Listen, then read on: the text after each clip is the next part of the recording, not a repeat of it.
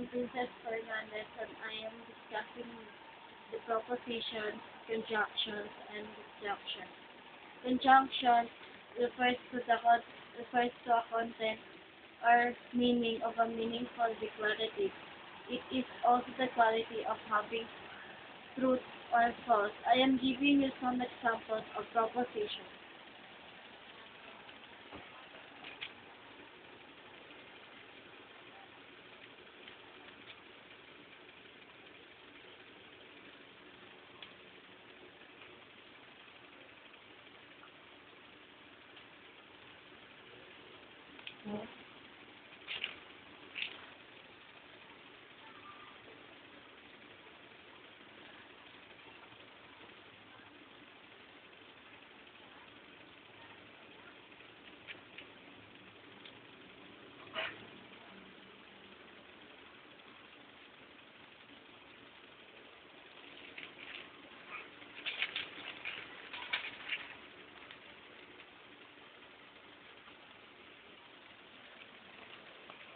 These these letters are variables that represent the declarative sentences.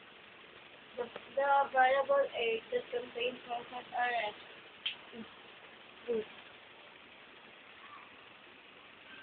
The variable B that contains the sun is a planet is false. While the variable C that contains the declarative sentence Carol is a bunny is also false. And lastly, the variable D that contains declarative sentence couples or types of fruit is true. And after I discuss the proposition, I am going to discuss to you the conjunction.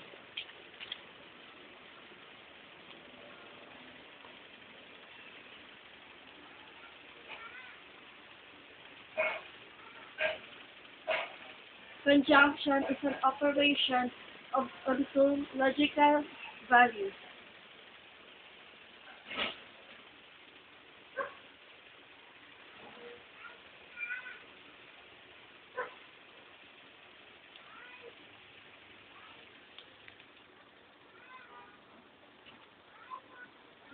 Conjunction is operations of two logical values, and and represents the conjunction. This is the combination of two sentences. In conjunction. It has the symbol of this. I am giving you examples for you to understand the conjunction in truth table. I am getting two examples here for you to understand.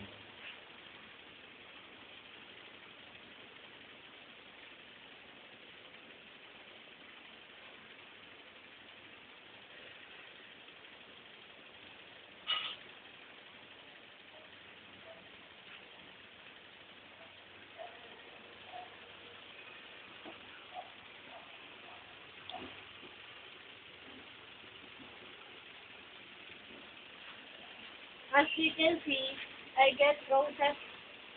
I get roses are red in this variable. Therefore, these variables that contains declarative sentence is true.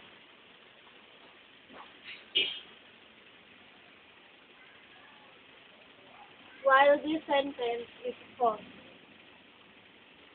as you can see here. In conjunction, if there is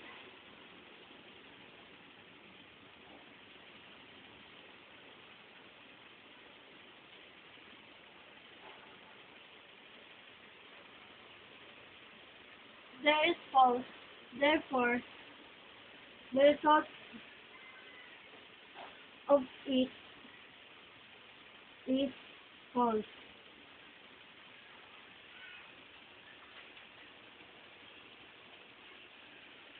And I am giving you some of the examples in truth table for you to know the conjunctions well. Let's say, for example, B conjunction of C. The variable here is false, and the variable and the declarative sentence here is also false. Therefore, as stated here, if there is a false, therefore the result of it is false. False conjunction of false is the result of also false. While it while the variable of A the variable of A and the variable of B.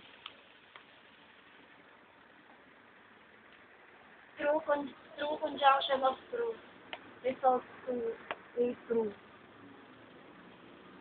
And then we're going to conjunct the B and the A. False conjunct by A. Conjunct to a true sentence. False conjunct to true result to false. And now, you understand the conjunction. I am going to discuss to you the disjunction.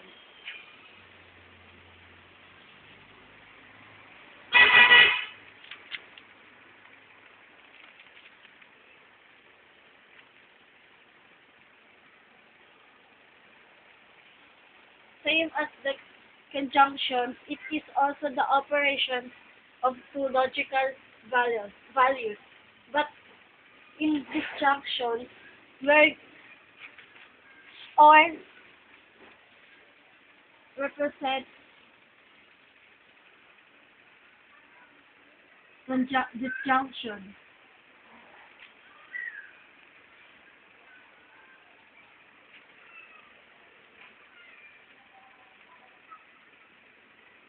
The symbol of disjunction is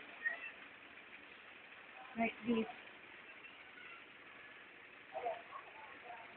Now I am giving you, as I give here some examples, I am giving you some examples of disjunction.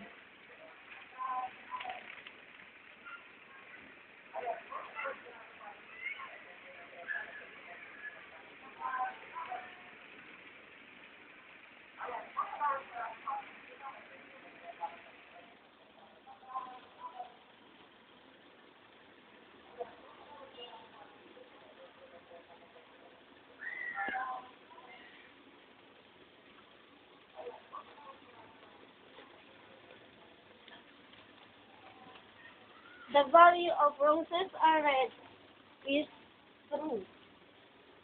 And the value of Sarah is a boy is false.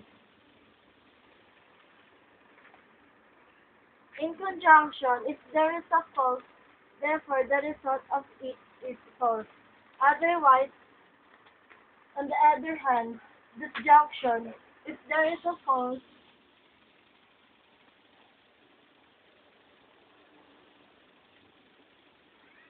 if there is a true,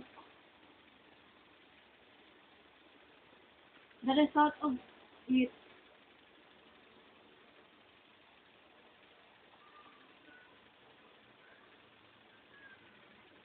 is true.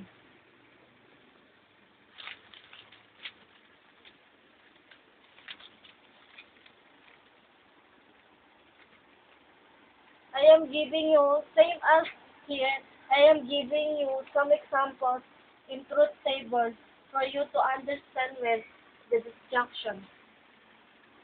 I am getting the value of A and C here. And the value of it is true and false. Truth disjunction of false is truth. Is true. And I am getting the value of false of B and C. The value of B here is false. False disjunction of C. False. Therefore, there is no true here. Therefore, the answer here is false. And then, I am getting